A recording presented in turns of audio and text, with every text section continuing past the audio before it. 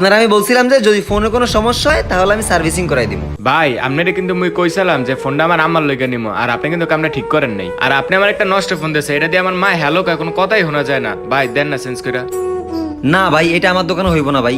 আপনি যদি কোন আপনারা আমি সার্ভিসিং করাই দিতে পারবো, এতটুকু করতে পারবো আপনার লেগে ভাই। ভাই মোরা দিনেই না দিন খাই, আর এই ফোনটা অনেক শখ করে আমার আম্মার লইগে নিয়েছিলাম, কামটা আপনি ঠিক করেন নাই। মোর সার্ভিসিং এরও কোনো দরকার নেই, আসি ভাই থাকেন আপনি। আপদ গেছে, মাথাটা খাই ফেলছে আমার। ভাই লোকটা কিন্তু ভাই গরিব ছিল আর ফোনটা তার মার জন্য নিছে ভাই। কাজটা আপনি ঠিক করেন নাই ভাই, এর জবাব একদিন আপনাকে আল্লাহ তাআলার কাছে ঠিকই দিতে হবে। আর আপনি না বলছিলেন আমাকে দোকান থেকে বের করে দিবেন, আপনার বের করা লাগবে না, আমি নিজেই চলে যাচ্ছি ভাই। থাকেন আপনার ব্যবসা নিয়ে আপনি।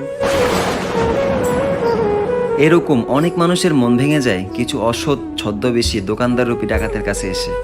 তাই আমরা এসব কাজ থেকে দূরে থাকবো। আর আমাদের ভিডিও ভালো লাগলে অবশ্যই চ্যানেলটি সাবস্ক্রাইব করে যাবেন।